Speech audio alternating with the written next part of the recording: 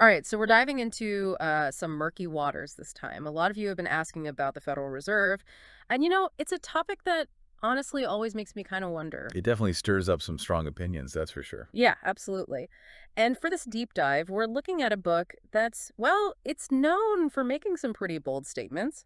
G. Edward Griffin's The Creature from Jekyll Island. Ah, classic. Griffin doesn't hold back, does he? Not at all. He basically says the Federal Reserve is like this puppet master controlling the whole economy just to help out a select few. Yeah, his point is it's not just about managing the economy, it's about who benefits from that. Yeah. He says the system is rigged, to make the rich richer and leave everyone else to deal with the consequences. Okay, I'm hooked already. But before we get too deep into Griffin's take on things, can we back up a bit? I mean, what about the origins of the Fed? You mentioned something about a secret meeting on Jekyll Island back in 1910. What was that all about? Okay, now this is where things get really interesting. Imagine this. A bunch of powerful bankers and politicians, they're traveling under fake names, sneaking off to this island to basically come up with a plan for, like, the whole central banking system in the U.S. And get this, they kept it secret for years. Wait, so they created the system that controls all our money in like a secret meeting. That sounds like a spy movie or something. Yeah, it does, doesn't it? It's got that whole cloak and dagger vibe, and Griffin definitely plays that up, comparing it to, like, secret societies and stuff. Okay, so let's talk about this cartel thing. What does Griffin mean when he says the Fed is a cartel? Well, he says the way the Fed is set up, it puts all the power in the hands of just a few people, and that lets them manipulate the whole economy for their own gain. Think about it. If a small group controls the money supply, they control pretty much everything. So it's not just about who's in charge, it's the whole structure of the system. Exactly. Griffin says that the Fed, because it's privately owned, actually makes money by creating money and lending it to the government. And that, he claims, encourages them to just create more and more money, which then leads to inflation. Hold on, let me get this straight. The Fed creates more money, which maybe helps the economy a little at first, but then our money becomes worth less and prices go up. Exactly. And Griffin argues that this whole process mainly benefits those who are already wealthy. Think about it. If you own, let's say, stocks or real estate, inflation can actually make those things worth more. But if you're living paycheck to paycheck, inflation just makes it harder to afford things. So it's like the poor and middle class are losing money and the rich are getting richer. That's his point. Griffin says that this isn't an accident, it's built into the system.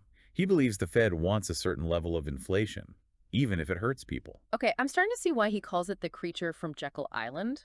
It does sound kind of scary when you put it that way. But isn't this all a bit outdated? I mean, the book came out in 1994. Is his critique still relevant today? That's a good question. And honestly, economists are still debating that today. But I think a lot of what Griffin talked about is even more relevant now, especially with everything that's happened in the last 20 years. You're talking about the 2008 financial crisis and how the Fed handled the whole COVID situation. Exactly. Those events really put the Fed's power in the spotlight. In both cases, they pumped trillions of dollars into the economy, through quantitative easing, buying up bonds and stuff.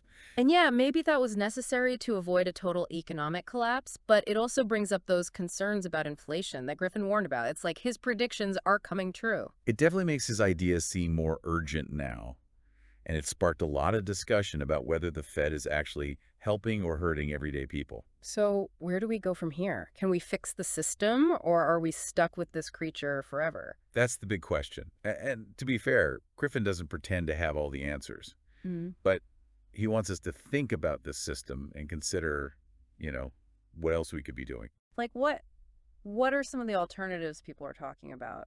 Well, there are all sorts of ideas out there, from small changes to some really big ones. Some people think we need more transparency within the Fed. They say if we could see what they're doing, it'd be harder for them to, play games with the system. Makes sense. Like they say, sunlight's the best disinfectant. What else?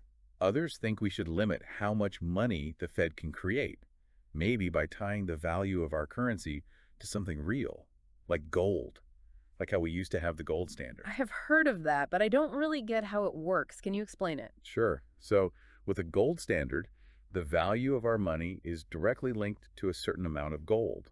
The government can't just print more money unless they have the gold to back it up. So that would stop them from printing too much money and causing inflation. That's the idea. But of course, there are arguments against the gold standard too. Some people say it's too restrictive, that it would hold back the economy. Sounds like every approach has pros and cons. Yeah, there's no easy solution when it comes to money. But it's important to talk about it, to weigh the different options, and think about what kind of system would be best for everyone. You've definitely given me a lot to think about. Honestly, the more I learn about the Fed, the more questions I have. It's like there's all this stuff going on behind the scenes that I just don't understand. I know what you mean. The financial system is complicated.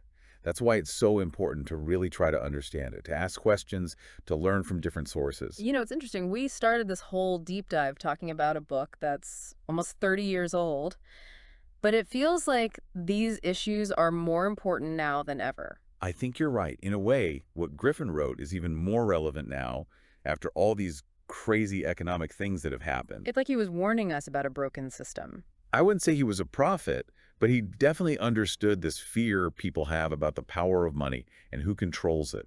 And with all the uncertainty in the world today, that fear is only growing.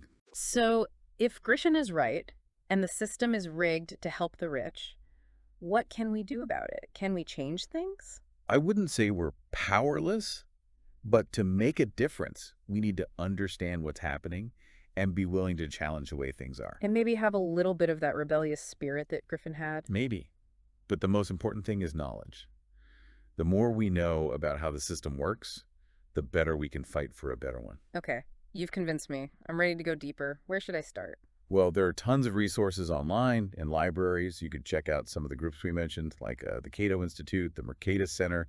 They have all sorts of information on economics and different ways of thinking about money. I'll definitely look into that. But before we move on, can we go back to something you said earlier about decentralized currencies? Oh, yes. Cryptocurrency. That's a whole other deep dive waiting to happen. Maybe we can do that another time. But I am curious.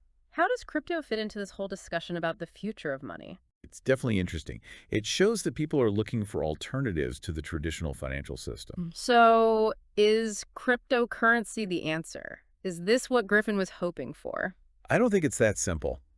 Crypto is still pretty new, and there are a lot of unknowns, but it does represent a potential challenge to central banks and how money works now. And it definitely embodies that idea of decentralization, of giving power to the people, which Griffin was all about. For sure.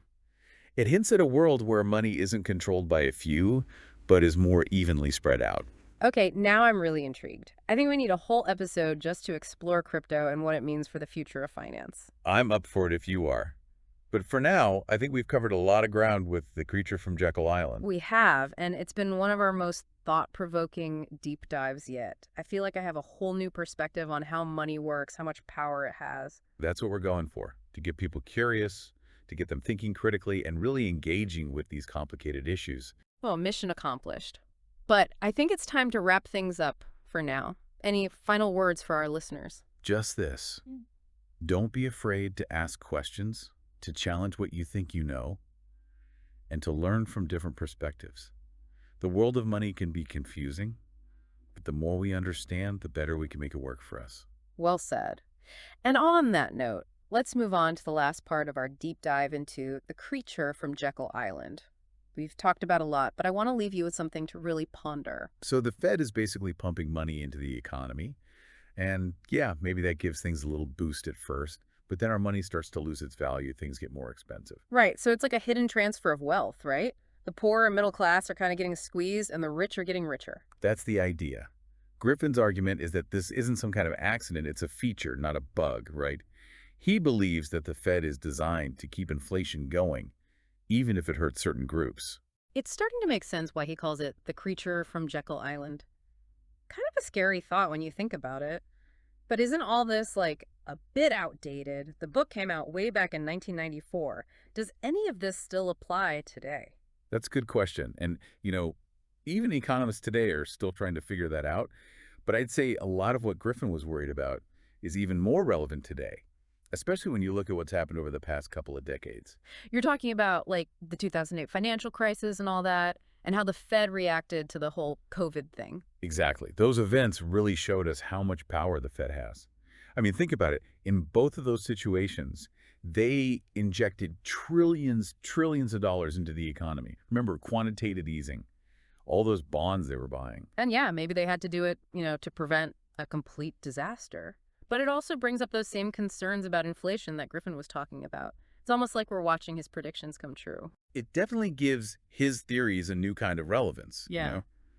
And it's made a lot of people wonder if the Fed is actually helping the average person or just making things worse.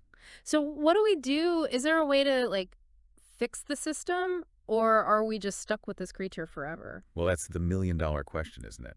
And to be fair to Griffin, he doesn't claim to have all the answers, but he does want us to really think about this system and consider some alternatives. Like what kinds of alternatives are people talking about? Yeah, there's a whole range of ideas out there.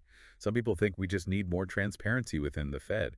They argue that if we could see what they were doing, it would be harder for them to, manipulate things for their own benefit. Yeah, I mean, more transparency usually helps. What else? Others think we should put limits on how much money the Fed can create, maybe by linking the value of our currency to something tangible, like gold, like how we used to have the gold standard. I've heard that term before, but I don't really get how it works. Could you break that down for me? Sure. Basically, under a gold standard, the value of our money is directly connected to a specific quantity of gold. So the government can't just print more money whenever they want. They have to have enough gold reserves to back it up. So that would keep them from printing too much money and driving up inflation. In theory, yes. But of course, there are arguments against the gold standard, too. Some say it would be too rigid, that it could actually stifle economic growth. It sounds like every system has its downsides. Exactly. There's no perfect solution when it comes to money. But it's so important that we have these conversations, weigh the different options and think about what kind of system would be best for everyone. I agree. You've definitely given me a lot to think about. Honestly, I feel like the more I learn about the Fed, the more questions I have. It all feels so complicated, like there are all these moving parts that I don't even understand. I get it. The financial system can be pretty overwhelming. But that's why it's so important to try to learn about it, to ask questions and get information from different sources. It's fascinating, We started talking about this book that was published almost 30 years ago, but it feels like these issues are more relevant now than ever. I think you're right. In a way, Griffin's book is even more relevant today with all the major economic shifts we've seen in recent years. It's almost like he was giving us a warning about a system that's broken. I wouldn't go that far, but he definitely understood this deep anxiety people have about money and who controls it. And with all the uncertainty in the world today, that anxiety is definitely growing. So if Grisham was right, and this system is designed to benefit the wealthy, what can we do about it? I mean, can we actually change things? I wouldn't say that we're completely powerless, but to change things, we need to understand how things work, and we need to be willing to question the way things are. And maybe have a little bit of that, rebellious spirit that Griffin had. Perhaps. But the most important thing is knowledge. The more we know about the system, the better equipped we are to actually fight for a better one. I'm convinced. I'm ready to dive deeper into this. Where do I start? Well, there are tons of resources out there, online, in libraries. You can start by checking out some of those organizations we mentioned before, like the Cato Institute or the Mercatus Center. They've got all sorts of information about economics and different ways to think about money. I'll definitely check those out. But before we move on too far, can we circle back to something you mentioned earlier? You were talking about decentralized currencies. Yes. Cryptocurrencies. Hmm. That's a whole other rabbit hole we could go down, Maybe we can save that for another episode. But I am really curious about this. How does crypto fit into this whole conversation about the future of money? It's a fascinating development, that's for sure. It really shows that people are looking for something different, you know, alternatives to the way things have always been done in finance. So is cryptocurrency the answer? Is this what Griffin was envisioning? I don't think it's as simple as that. Cryptocurrency is still very young, and there's a lot we still don't know, but it has the potential to disrupt things, to challenge the power of central banks and change how money works. And it's definitely connected to that whole idea of decentralization, giving power back to the people, which is what Griffin was all about. Absolutely. It gives us a glimpse of a world where money isn't controlled by a select few, but is more evenly distributed. Okay, now I'm really interested in this. We need a whole separate episode just to explore this whole crypto world and what it could mean for the future of finance. I'm totally game if you are. But I think for now, we've covered a lot of ground when it comes to the creature from Jekyll Island. Yeah, we have. And this has been one of our most thought-provoking deep dives yet. I feel like I've gained a whole new understanding of money and how much it really impacts our lives. That's what we're all about, getting people curious, getting them to think critically about these big issues. Well, mission accomplished then. But I think it's about time to wrap this part up. Any last words of wisdom for our listeners? Just this. Don't be afraid to ask questions, challenge assumptions, and keep learning from different sources. The world of money and finance can feel really confusing and overwhelming, but the more we understand, the better we can navigate it. And who knows, maybe even help create a better system. Well said. And on that note, let's move on to the final part of our deep dive into the creature from Jekyll Island. I've got one last question, something to really get you thinking. So for this last part, I want to push things even further. What if we just, I don't know, reimagined money completely? Like not just tweak the system, but start from scratch. Now you're talking. That's a big idea, Yeah. rethinking the whole foundation of our economic system. It's easy to get caught up in the details, but when you zoom out, that's when things get really interesting. Exactly. Let's pretend for a second. We get to create a brand new system for money. What would be the most important things? What problems would we try to solve that maybe the current system isn't doing so well? Well, we would talk about Griffin's critiques, right?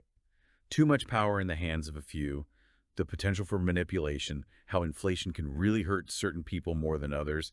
So a new system, maybe you would prioritize things like transparency, making sure things are fair, and keeping the system stable. Okay, I like that.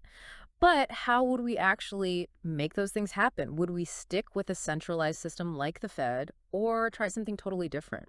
That's the big question, right? There are a lot of different ideas out there. Some people think we should go back to a gold standard. They say that would limit the government's ability to, mess with the currency. Others are excited about those decentralized systems, like cryptocurrencies. We talked about crypto a bit earlier, and I'm still not totally sure I get it. But the idea of a decentralized system where no one person or group is in control, that does sound kind of appealing, especially with all the stuff we've been discussing about the Fed. I think that's a big part of the appeal of crypto for a lot of people. They want a financial system that's more democratic, more transparent. But it's not a perfect solution.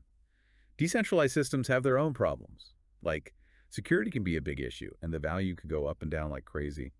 It seems like there's always a trade-off. Centralized systems, they're vulnerable to corruption. Decentralized ones can be unstable and hard to regulate. Is there a way to, I don't know, combine the best of both worlds? That's a question a lot of smart people are trying to answer right now. Maybe the future is some kind of hybrid system, one that has the stability of a central authority, but also the transparency and accountability of a decentralized system. It's kind of mind-blowing to think about all the possibilities. It reminds us that things don't have to be the way they are. We can question things, we can be creative, we can imagine something better. Exactly. And who knows? Maybe one of our listeners will be the one to come up with the perfect system, monetary system of the future. Now that would be something. So, as we wrap up our deep dive into the creature from Jekyll Island, I think the biggest lesson here is don't just accept the system. Ask questions. Look for alternatives. Think critically about money, how it works, and who it benefits. Couldn't have said it better myself. And remember, this is just the start. There's a whole world of information out there. Keep exploring. So to all our listeners, keep learning, keep asking questions, and keep those minds sharp. And that's it for this deep dive. Thanks for joining us. It's been a pleasure. Till Mhm. next time.